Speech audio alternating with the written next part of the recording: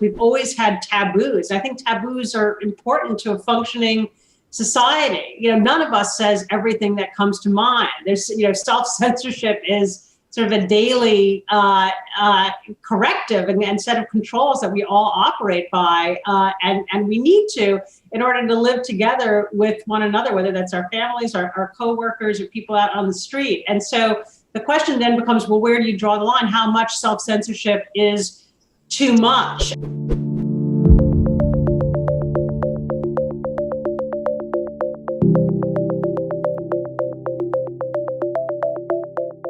What could go right? A series of conversations that we are having under the auspices of the Progress Network. I'm Zachary Karabell. I founded the Progress Network. I'm with Emma Varvaloucas, who's the executive director of the Progress Network. And we're doing a series of conversations with largely members of, yes, the Progress Network, about various and sundry views, ideas, issues. And there's probably no issue more top of mind these days, and whenever you're listening to this, these days will still be those days, I'm relatively sure. No issue is grappling American society more acutely than free speech and wokeness and cancel culture and race theory, and how do we navigate our differences verbally?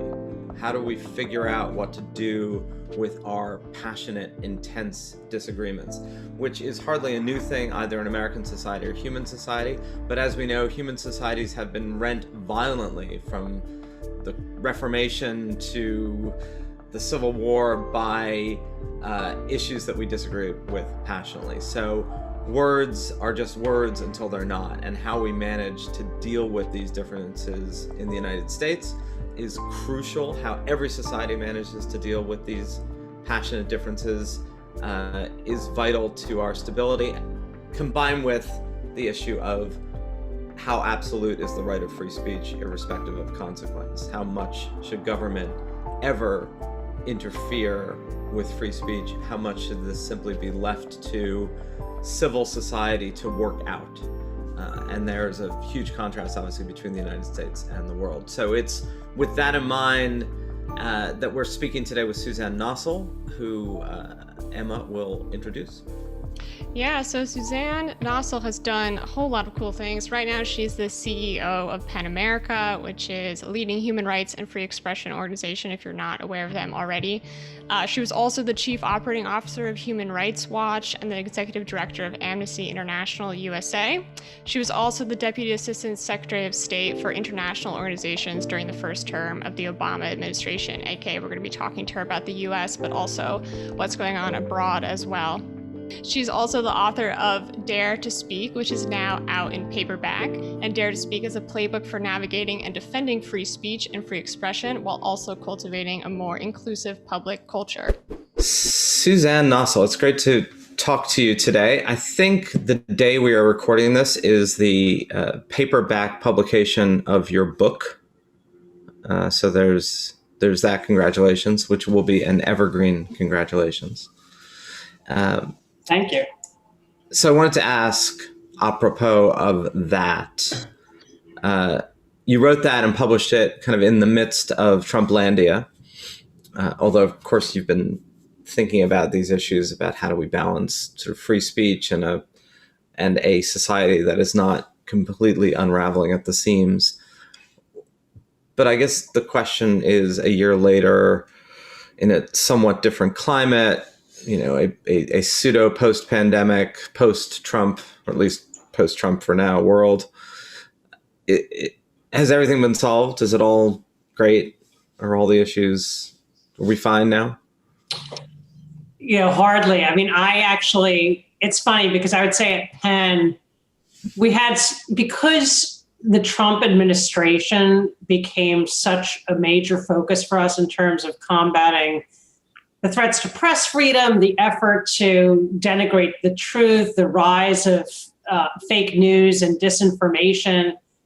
It seemed like we had our agenda set for us, and we didn't have to make the argument about why the issues we worked on were central to the fate of our democracy. And there was a great sense of urgency to everything. We sued Trump under the First Amendment for his threats and acts of retaliation against journalists and the media.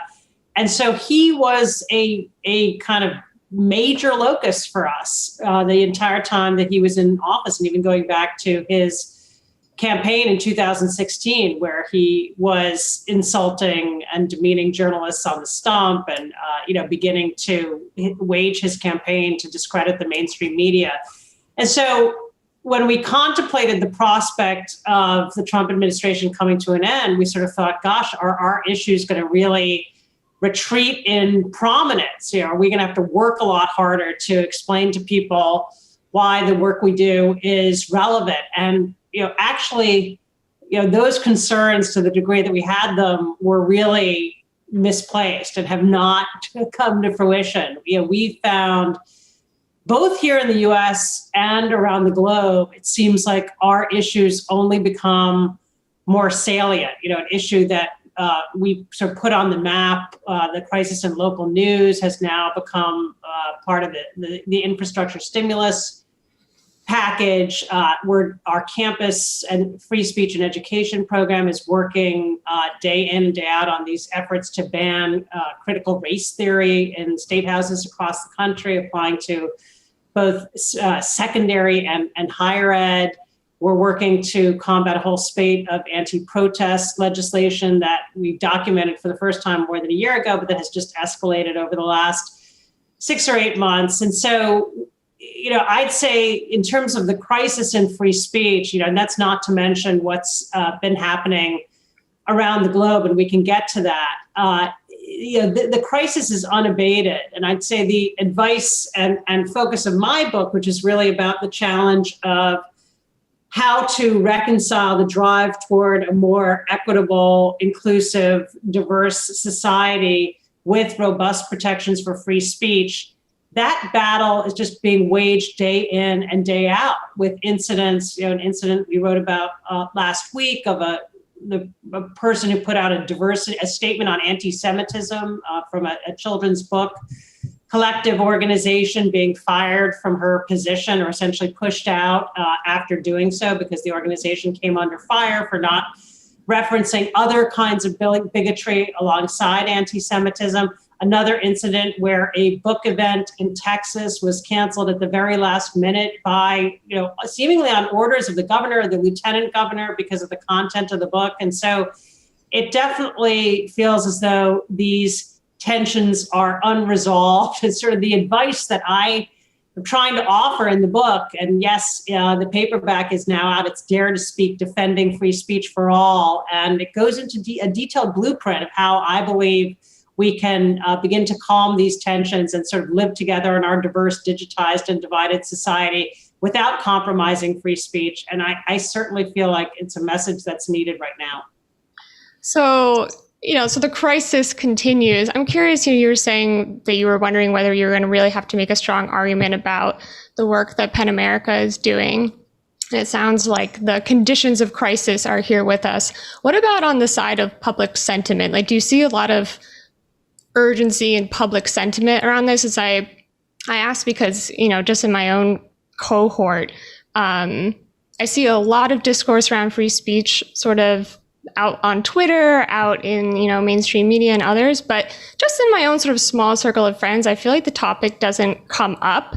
And I wonder how much it is of concern to people these days. What do you think? I think there are a couple of phenomena at work. One of the impetuses behind my book was concern that for a rising generation of young people in this country, and I would include students up through people probably in their 30s, the idea of free speech, I think, has been somewhat clouded over. And that is partially because of the strong emphasis that those generations place on eradicating the stubborn legacy of racism and other forms of bigotry in our society, and the sense that there can be a trade-off between trying to foster an inclusive culture, respecting people, protecting the vulnerable, rooting out bigotry, being intolerant of hatefulness, stereotyping, and discrimination, that those ideals and goals can be in tension with the principle of free speech. And for many younger people that I've encountered,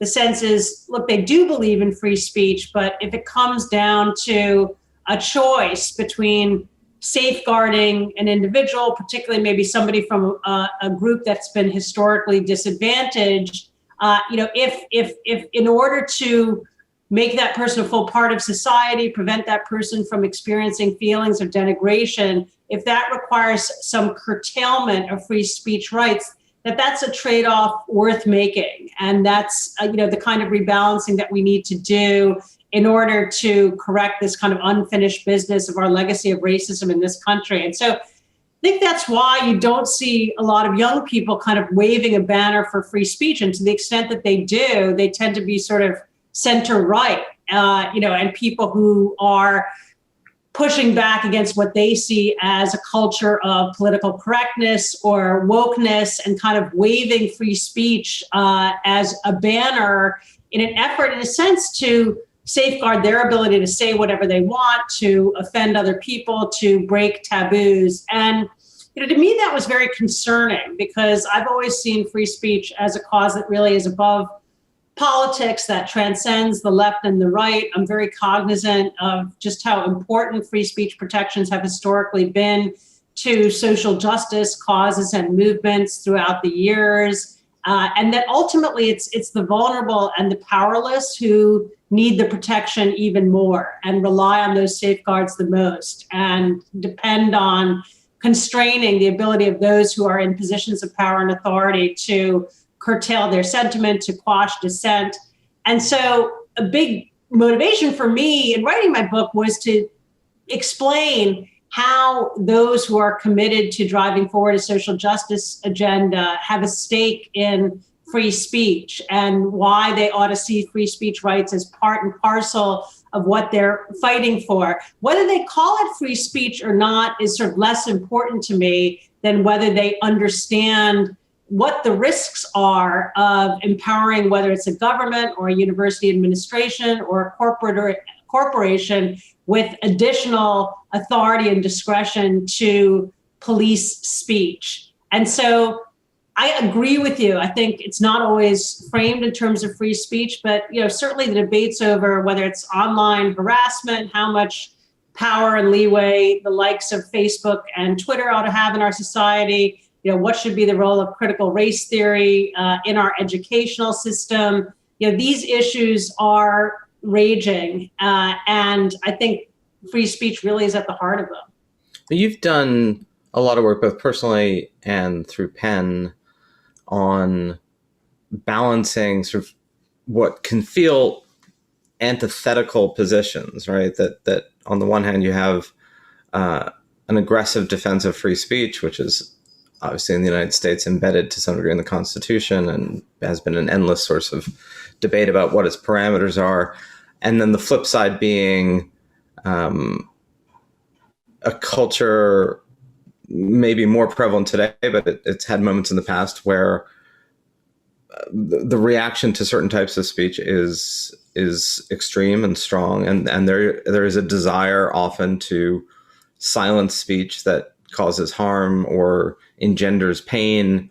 So how do you drive that balance? I mean, I guess the easy one is like today's critical race theory on the one hand, woke versus the other, one side trying to silence the other side, and just deciding which of those is potentially more problematic than the other. And different people obviously come down in different ways about which silencing is more tolerable than other silencing. But I mean, are you absolutist about this, that basically speech needs to be preserved irrespective of effect?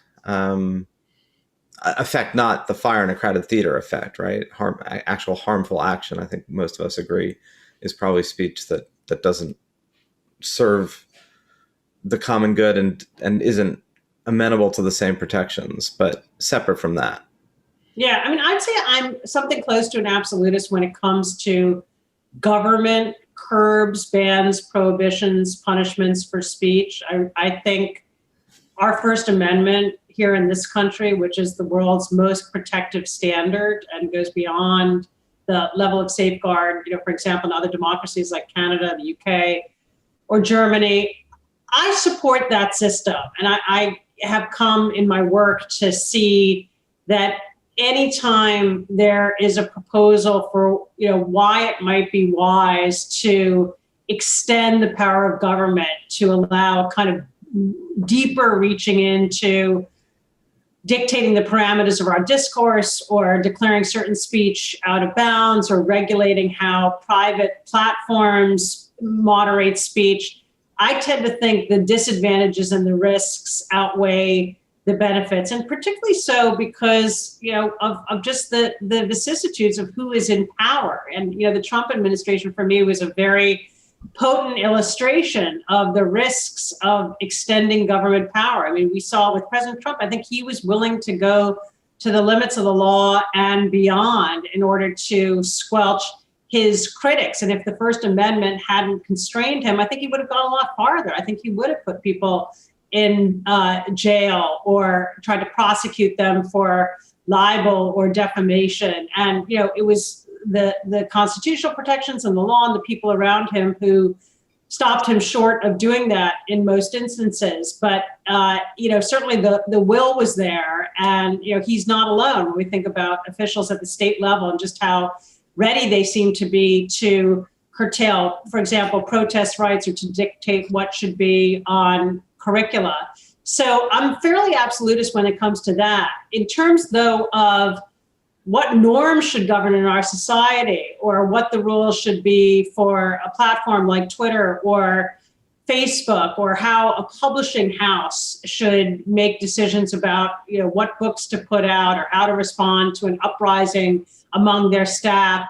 I think there are, fewer hard and fast rules, and the determinations become more complex because the risks of extending authority are sort of less tangible and palpable than they are when the power in question, has the ability to throw people in jail, prosecute people and use the force of the state to suppress speech. That's not at play when you're talking about how to regulate speech, for example, on a college campus. And it really is a spectrum because, of course, there are certain types of speech that we all, implicitly or explicitly recognize are out of bounds. We've always had taboos. I think taboos are important to a functioning society. None of us says everything that comes to mind. There's, self-censorship is sort of a daily corrective and set of controls that we all operate by, and we need to in order to live together with one another, whether that's our families, our coworkers, or people out on the street. And so the question then becomes, well, where do you draw the line? How much self-censorship is too much? And, I think we've definitely seen instances over the last couple of years, a feeling among a lot of people that, the kind of retributive consequences of certain types of speech are such that there are whole categories of discussion, opinions, topics, controversies that are effectively off limits because to wade into them risks unleashing vitriol that can be, emotionally harmful, career ending, the basis for lasting stigma. And, I think that goes too far, but where exactly to draw the line between, a kind of healthy level of self-censorship and social taboos and, a kind of extreme sense of suppression of ideas is a difficult one. And that's why in my book, I outline sort of this interlocking set of principles that I think together are necessary to govern how this works. And it includes, elements on different sides. I call for standing up for speech that you disagree with, for finding ways to express difficult ideas, but also for conscientiousness with language and a kind of duty of care when, particularly for those who have powerful platforms. And I really sort of believe ultimately it's that whole set of values that is necessary to underpin a robust discourse, but one that, does not devolve into, kind of hateful, denigrating environment in which bigotry flows freely. I like this balance that you're pointing out between self-censorship, like which you said always exists. I think that's a healthy point to make because I think sometimes we forget that, right? That some self-censorship is just fine versus the duty of care you have to choose your speech wisely. And I want to come back to the retribution bit, but before that, we've let this topic pass us by, I think, a couple of times now. Such a hot button issue, the critical race theory stuff. I feel like it's on everyone's minds right now. Where do you stand on that with the laws being passed banning critical race theory in classrooms? And one thing on that, I mean, given that we're in this world now, and this leads into the critical race theory question of language and reconsidering its effects. And America has done this probably more than any other culture, right? When there is a juncture of conflict, find a different nomenclature, use a different word, or invent a different word. But the interesting thing about self-censorship, it has a kind of a negative connotation. It assumes that you're not saying something that you would say if you could say it, rather than what you're really talking about, which is the mindfulness of the effect of words on those who are receiving them, right? As opposed to shouting, I guess, alone in your room or singing in your shower, where you probably don't have to be so mindful of your words unless you've got really thin walls. But it's not really self-censorship, right? It's not like if I could say all of this exactly as I want to, I would. It's more that the recognition that words have an effect, that words have power, and to kind of choose them mindfully, right? The duty of care part. So anyway, I'm reacting to the self-censorship part because it makes it seem... You're right. I mean, self-censorship has a very negative connotation, and yet I think it's really hard to draw a line between, what I call conscientiousness with language, which is exactly as you say, it's being aware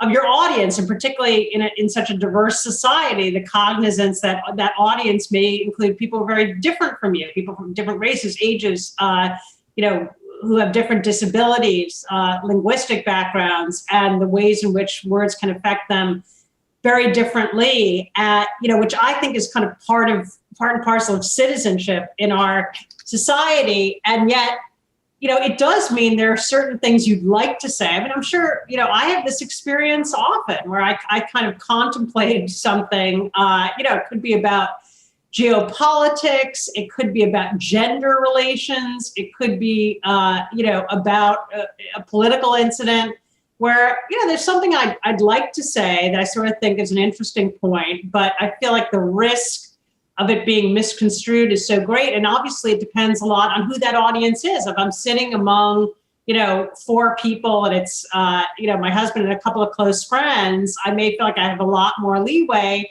than in front of an audience of several hundred people. And I think that's right. And I don't think it should be viewed so negatively. Maybe we need a new term that, somehow kind of brings these two things together. I don't know if there's a crisp definition of the line between sort of responsible conscientiousness and censorious kind of self-restraint. I like the term wise speech, although I'm totally cribbing that from Buddhism. So on the critical race theory stuff, as Emma said, where do we go with all this? A year and a half ago, pre sort of the summer of 2020, critical race theory, critical legal theory was known. It's been around. It's not like this is a sudden thing, but its eruption into contemporary discourse and consciousness is pretty sudden. I mean, it's basically gone from, one of many, I guess we'll use the word modalities within academia, particularly, and some small areas of intellectual discourse, to this lightning rod of public discussion, acrimony, debate. Yeah, I mean, look, it's a concerted campaign to label speech and teaching about race under this critical race theory rubric as a way to discredit it. And so that's why we suddenly see, this term that was, I learned about in law school, and, was sort of one of many different sort of sets of theories that you encountered in the course of a legal education. Now it's become this kind of shibboleth.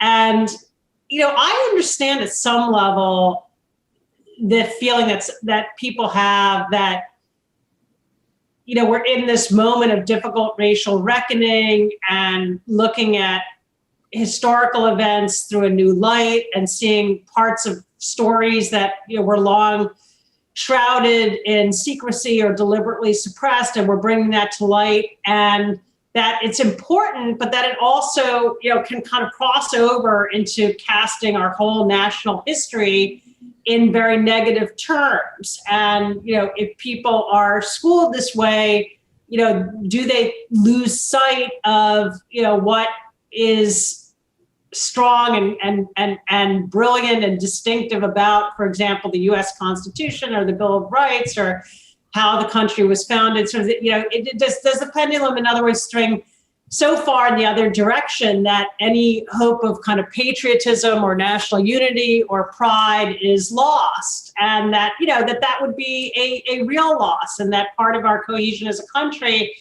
may depend upon, having a certain amount of faith in our system. And so if the fundamentals of that system are kind of shot through with criticism, how do we hold together? So I understand that line of questioning, but I really believe this effort to legislate curriculum and try to dictate what can be taught in schools and universities is dangerous and totalitarian. It sort of smacks of these memory control efforts that have been adopted in Russia and Eastern Europe and China, where counter narratives are suppressed and punished. I mean, I've met with many writers from around the world who have suffered the consequences of trying to tell history as they saw it, and wound up in jail or in obscurity as a result. And so I find it extremely troubling to see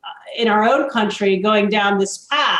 And for us, it's partly going down a path we've been down, right? I mean, the whole point of the Scopes trial 100 years ago was you were not allowed to teach scientific evolution in certain school districts. And that ended up in legal action and firing. And, it was a bit of a turning point in that. So in some sense, we are revisiting earlier elements. It's not like everything's been hunky-dory and everybody could teach whatever they could teach and say whatever they could say. These tensions have been a lot. I mean, one of the most striking aspects, of course, is that it's the Republican Party that, as we were saying a few minutes ago, sort of claims to be the standard bearer for free speech. They proclaimed at the Republican National Convention last summer, we are the party of free speech. And then, here they go from state house to state house, introducing these bills that would dictate and gag curriculum. And, it's not a matter of, I think what's really important is you don't have to subscribe to critical race theory to believe that having legislators, hand down what ideas are banned in the classroom is a dangerous thing. I mean, I am, don't consider myself a particular proponent of critical race theory, but I'm a great proponent of having teachers and educators be the ones to decide what ideas to introduce in the classroom, and the notion that nothing should be off limits, that there is ought to be scope for exploring the full breadth of ideas, and that kind of trying to redline certain ideas actually elevates them, reifies them, makes people more curious about them, and also sows an enormous amount of division. And I think there are ways of reconciling this. I was at Monticello just over the weekend, not having been there in more than 20 years. And, they've done an enormous amount to incorporate the history and legacy of slavery into the way that everything is presented at Monticello. And it's a radically different story that is being told from the one that, I absorbed a couple of decades ago upon first visiting Jefferson's homestead. And yet they've done so in a way that doesn't completely cast out, the sides of his legacy that, some people are very proud of. His role writing the Declaration of Independence, that's not lost, but the stories of the slaves are brought forward as well. And so, my hope is we can get nationally to a point where we can kind of talk about all of this in its nuance and have scope for people with very different sets of beliefs to have some mutual respect for one another. But I think, for the moment, the pendulum has really swung in a dangerous direction. Emma, was that a satisfactory critical race theory stuff answer? No, it was definitely satisfactory. I think I'm just dying to talk to people about critical race theory, and no one's been around to talk about it with me. So I'm really happy to get an expert opinion. But I'm glad you brought up nuance and balance, Suzanne, because I've been thinking, going over your work, like, what a rare balanced voice. And it doesn't seem that difficult to look at something like critical race theory and see the distinctions and see the nuance and like come to a rational opinion about it. But for some reason, it seems like completely impossible as far as, our collective voice. How do you keep yourself, balanced and resist the lure of knee-jerk partisan politics? Is that something that comes to mind for you individually? I think part of it really comes from actually conversations with people. And it's so easy to caricature a position when you're just encountering it via Twitter or pieces on Medium. And, I'd say one of the most important things for me foundationally, when there first began to be these college campus speech dust-ups, at Middlebury or Berkeley or Yale, some years ago, I'd say the impulse of free speech defenders and sort of people, in roughly my age cohort was incredibly dismissive toward the students. It's like, oh, these coddled, snowflakes, they can't take it. They're so fragile. They're lashing out. They're giving into totalitarian impulses. And what we did at Penn was actually go around and start interviewing students and meeting with students. And when you did that, you saw, these young people are incredibly thoughtful. They have a set of values. They're trying to confront some of the detritus of what has been handed down to them by previous generations in terms of racial divisions, gender-based divisions, inequities,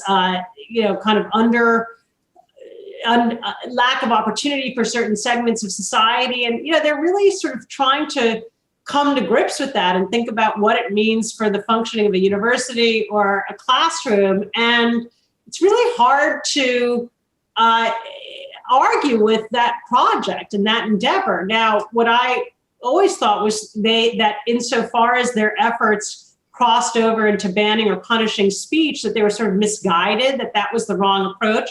I found actually, if you entered into conversations or talked it through, their purpose was not to curtail speech. That was not, what they were after. It was sort of a byproduct of this groping toward, how do we make the campus an environment where non-traditional students who don't come from the background for which the institution was founded, decades or centuries ago, so that they can feel truly and fully included and, enabled in every way to partake of what's happening here. That's what they were after. And so the encroachments on free speech were sort of a byproduct of that. And so once I understood that, it kind of gave me a lens, through which to look at all these conflicts. And I look at it the same way on the other side. Even in the critical race theory debate, there's a lot of uproar and outrage on the left about these repressive efforts. And I agree with that. I think they're extremely wrongheaded and hypocritical and kind of taking us down a dangerous path. And yet, I always understood critical race theory as sort of an effort at a corrective, a challenging set of precepts that was intended to, make us rethink and question, much of how our society is set up, but not as a kind of religion or dogma. And, so I think to the extent that people are worried that it sort of goes too far and, erases everything that's positive about American history, if I believed that was happening, I'd be worried about that too. I don't think that's what people are after. I don't think that's what the effect is here. But I think trying to see, well, what is the kernel of a genuine concern on either side of any of these debates is sort of what helps unlock a sense of nuance and how we can find the common ground. There is also the timeless irony of trying to ban something just gives it a lot more power in terms of all the attention being paid. But on that, like the banning part, we talk very emotionally and take very seriously these divisions within the United States. You've done a lot of work both in the State Department and obviously at Penn on the global context. And sometimes when you look at these debates in the United States in light of speech that meets not just outrage or counterpoint, agitation, but actual life and limb consequences. If Emma's in Greece now, that neighborhood, if you write a column criticizing Erdogan in Turkey, I mean, not in Greece, anyone can write a column in Greece. Next door. You lose your license to publish. You could be thrown in jail. You go north into Belarus, where obviously recently one of the main critics of the government was plucked off of an intercepted airplane. And these are just two of the most recent feelings where speech in much of the rest of the world, obviously Penn's done this over and over again in Myanmar and in parts of China and Egypt, is met with not just the loss of the freedom to speak, but the loss of fundamental freedoms, being thrown into jail, and the loss of life. Doesn't that make some of these debates in the United States seem awfully, if not twee, then poor Americans, you're debating about what framework you want to articulate American history in, and everybody's debating it. And at least for now, the consequence might be social canceling at worst, but even that's rare and extreme. Whereas in these other parts of the world, speech is literally a matter of life and death. So shouldn't we be focusing more on that and a little bit less on our own navel gazing? I'd say sort of yes and no. I mean, I do think I in the book, Dare to Speak, I talk about that context. And, it's just the rest of the world offers such a vivid illustration of the dangers going down the path of extending the powers of government to police speech. You just sort of take a moment to look at what the situation is in places where they don't have safeguards, like in China or Iran, or, increasingly democracies like Turkey and India. And you could just see the folly of wanting to, hand to government the authority and discretion to, police something like hate speech, which is, a notion that people have tendered here in this country, calling into question whether the First Amendment goes too far. And, it's just, you've got to remind them, where this leads. If you were to cut back that constitutional restraint on the power of government to police speech. So I think that's part of it. But I do think absolutely, in terms of the most serious concerns for free speech, they are around the world, and a lot of it emanates from China. And I'm really kind of gratified to see, just in the last few months, I'd say the US government and other institutions beginning to wake up to, I think, this Chinese paradigm and the ways in which it's making its influence felt, not just within the mainland, not just in Hong Kong, where we've seen this absolutely heartbreaking clampdown on what used to be one of the freest places in Asia, and just such a bright spot for democracy and the free flow of ideas, has now just been completely enshrouded and is operating on the same terms as the mainland. And it's terrifying. We've seen, writers that we work with fleeing into exile under pretty desperate circumstances. And so that is, all devastating. And it's a major focus for us. We're seeing this phenomenon. You touched on Roman Protasevich in Belarus, this, what I think of as the long arm of the authoritarianism, governments that now are not just muzzling speech within their borders, but reaching across geographic bounds to go after their critics wherever they may be, so that even exile no longer offers the safety and security that it once did. So, all sorts of really alarming phenomenon and sort of the spreading of authoritarianism, both to new countries, former democracies that are showing these authoritarian tendencies, an intensification of repression in places like Iran and China, new tools of repression through surveillance and facial recognition and monitoring of the online space. So it's a pretty kind of terrifying environment.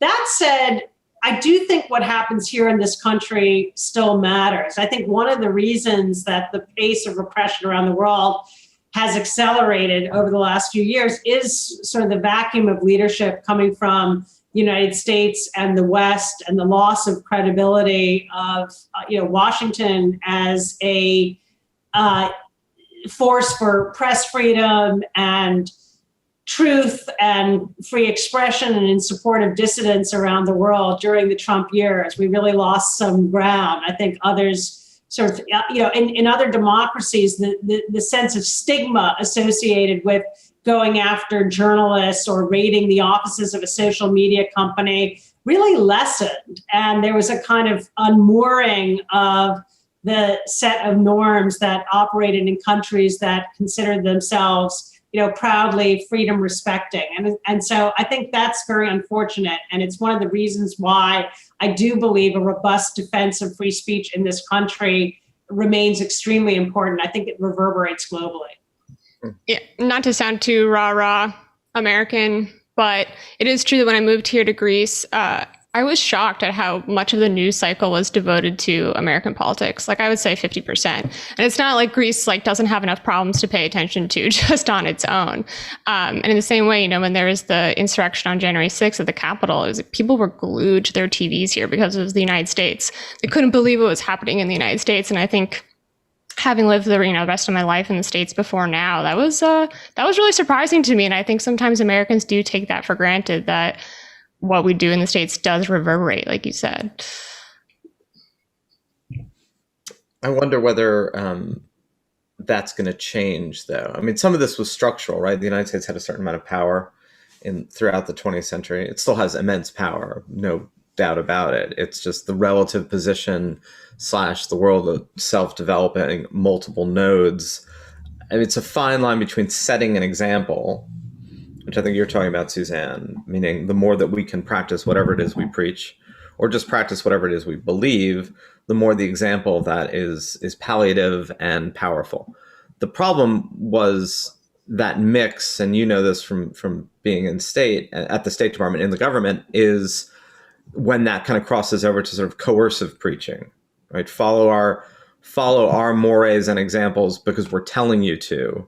Not because we're living it and it has a beneficial effect that others might want to emulate. I mean, I wonder how one does that, right? Or how one does that effectively, that line. This is, I guess, a question about human rights policy in general. Is this something we're trying to lead by example, or is it something that we're trying to use our own, the coercive power of our state internationally to try to force others to adopt a moral framework? Yeah. Look, I think that the balance has really shifted in that, years ago, U.S. foreign assistance was this powerful form of leverage over governments. And, we felt relatively free to use it. And now, a couple of things have changed. I mean, first of all, the dominance of our foreign assistance and trade relationships relative to those of others has diminished. And so, whereas the overwhelming number of countries around the world used to count the U.S. as their number one trading relationship, now in a lot of places that has shifted over to China. And so the balance of power is different. I also think, the view toward what are seen as more coercive efforts to shape behavior has changed, and there's quite a biting backlash against that. And so, the power of example, it's not just example, it's also convening, it's kind of collaborative norm setting and norm enforcement. There are all kinds of ways that the U.S. can lead sort of short of coercion through a sort of rallying and energizing and offering thought leadership, driving forward ideas, providing inspiration. I've seen this happen, and it does work. And I think for other democracies, in the environment, say during the Clinton and Obama administrations, there was a lot of appeal to that. It was something that they could sell to their own populations, that offered a kind of halo, a good governance effect if they were participating. And there was a sort of virtuous momentum that built up as a result that really kind of ground to a halt during the Trump administration, where Washington was not looked to for that, as that type of lodestar. And I think it can be built up, but it's also the case that a lot has shifted in the interim, including, most particularly the position of China, and also the recognition that, the kind of turnabout that the US underwent during the Trump years was so dramatic. I don't think the world can unsee that, can now not, move forward with the recognition that everything we stand for, might just turn on a dime, if the right confluence of political forces conspire. And so, that's a big setback, I think, for U.S. leadership. Not insuperable, but very significant. I think it puts, also a particular premium on our own behavior, because acts of sort of misbehavior and deviation from norms are no longer seen as at the margins, but rather as an impulse that can take over in dangerous ways. Although perhaps it can actually be more of a positive, beneficial reminder to Americans going forward that we are as susceptible as any other group of human beings to our worst impulses. And to be more humble about the ease, how easy it is to slip into those. That there was a degree to which American stance to itself and to the world had a holier than thou quality to it, right? That we figured out all these things, and we're now going to export a model that has worked to perfection, and that had some, as you pointed out, hugely beneficial effects. But it also carried with it a degree of arrogance and its own blowback, right? People kind of don't like to be lectured to, and they don't like to be condescended to. So maybe this will be a recipe for a little more humble preaching. The awareness that we are not ourselves immune from the very things that we are urging others to be mindful of. I mean, do you think that's a possible constructive formula as we wrap up? Yeah, I think so. I think there's probably, now as officials from the Biden administration sort of move around the world and talk with foreign counterparts, there's a kind of relatability that they have and humility that they bring, given what this country has gone through and the ways, we were brought low, not just by the Trump years, but also the pandemic and our inability, for many months to get a grip on it. I think these things have been sort of levelers in a way, and we're not the dominant hyperpower in the way that we were in the 1990s. I think, it's more a sort of a set of countries grappling against an evolving set of challenges and threats. And so I think that has the potential to strengthen the bonds between the U.S. and its allies around the world, in just bringing them closer together, and less of a sense of the U.S., having this overweening power and self-confidence. Well, thank you, Suzanne, for a conversation that could go on for days and will go on for days and days and days as the world continues to evolve, and you continue to be a powerful and potent voice. There's a lot we didn't touch on, but which we could at another point. And thank you so much for your time today. Well, thanks for having me. Thanks, Emma. Thanks, Suzanne. Okay, so that hour went by really fast. It's such a rich topic. There are so many things that we could have touched on, but we didn't get to. One of them being social media. We didn't get to talk about sort of everyone's favorite person to hate, Mark Zuckerberg and Facebook and Twitter, and how those platforms are affecting free speech. And there was something else in particular that I wanted to ask her about but didn't get to, which is that retribution piece that she mentioned. It seems like one of the reasons why it's so scary to say something, say, on Twitter, is that it's not like there's going to be a crowd that arises that says, you know what, let's forgive this person, or let's give them the benefit of the doubt, or let's preach patience right now. Like, obviously that is not going to happen. And, it just occurs to me, in a society that's trending that direction, is that naturally going to be a society who wants to have a more controlled freedom of expression, that wants to have harsher measures and harsher strictures. And, it's funny because one of the effects of this, obviously, is if you are legitimately concerned that a misstep today will be a life sentence on your speech record, you're going to be that much more careful and maybe genuinely self-censoring. You might also be self-censorious about what it is you say when you say it. I guess the question is, one, back to this question of being really mindful of what you say, how bad is that we should all think twice, thrice, and then some about the potential long-term implications of what we say that has a public record, that is recorded. And then there is this question of what's the statute of limitations, right? If at least when you commit a crime and you serve time, in theory, you're supposed to have paid your debt for whatever you did. Is there any debt paying when it comes to Twitter missteps and things one says in public that have been deemed egregious? Is it a 5-year period, a 7-year? I think we're gonna have to work all this out, right? Because there's some awareness that it shouldn't be a life sentence, but there should be consequence, and trying to figure out how you establish those parameters. We're in the really, really early stages of all this, at least one would think. And in the criminal jurisdiction, I mean, there's certainly a difference between committing a crime at 16 and committing a crime at 45. And that is not a distinction that exists right now in the, realm of public affairs vis-a-vis saying something that is even definitely offensive. So I do think that ends up being potent about these conversations is, at least from the US perspective, and we touched on this with Suzanne, most of this right now, in fact, almost all of it right now, unfolds in a civil context.